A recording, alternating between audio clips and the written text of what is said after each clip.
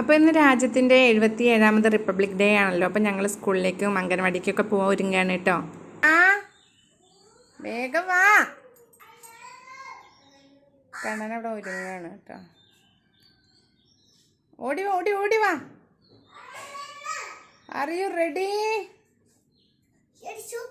ഓ ഓ, ഇതാരാ? Hello guys, ഇന്ന് റിപ്പബ്ലിക് ഡേ ആണെന്ന് പറഞ്ഞ ഇന്നൊരു ബബ്ബിഷാണ്.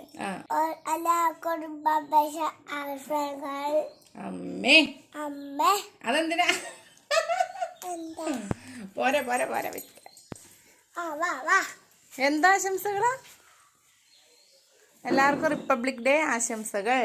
എല്ലാവർക്കും ആശംസകൾ. Okay okay. വീട്ടിൽ നിന്ന് നേരെ ഞങ്ങൾ കണ്ണൻകുട്ടിയുടെ അംഗനവാടിക്കാണ് വന്നിട്ട്. അപ്പോൾ അവിടെ ചെറിയൊരു പോണ്ടുണ്ട്.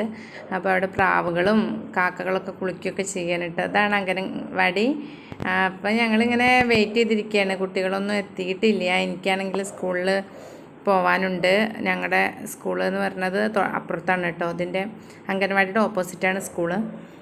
അതുകൊണ്ട് കണ്ണനെ ആദ്യം അംഗനവാടിയിലാക്കിയിട്ട് സ്കൂളിലേക്ക് പോകാമെന്ന് കരുതിയിട്ട് ഇങ്ങോട്ട് ഇറങ്ങിയതാണ് കേട്ടോ.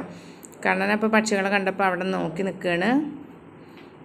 അതേ അവിടെ ഒരു പെൺകുട്ടിയുണ്ട്, നമ്മുടെ കണ്ണൻ്റെ അംഗനവാടിയിലെ ടീച്ചറുടെ പേരക്കുട്ടിയാണ് കേട്ടോ. അപ്പോൾ അവളെയൊക്കെ കണ്ടിട്ട് അങ്ങനെ നിൽക്കുകയാണ്. അതേ ഞങ്ങൾ സ്കൂളിലെത്തി എച്ചമ്മതയും പതാക ഉയർത്തി കേട്ടോ. ബാക്ക് സൈലോട്ട് കഴിഞ്ഞ ശേഷം ഞങ്ങൾ ചെറിയ സ്റ്റേജിലേക്ക് പോന്നു കേട്ടോ.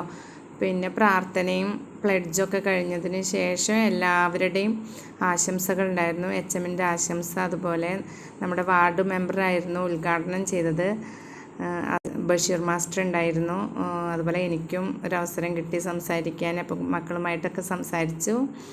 അങ്ങനെ ഇന്നത്തെ ദിവസം 77ാമത് റിപ്പബ്ലിക് ഡേ കടന്നു പോയിക്കൊണ്ടിരിക്കുകയാണ് കേട്ടോ.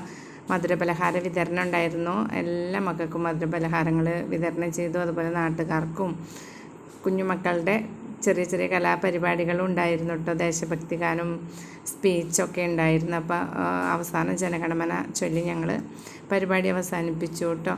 അപ്പോൾ ഇന്നത്തെ ദിവസം ഇങ്ങനെയൊക്കെയായിരുന്നു. വളരെ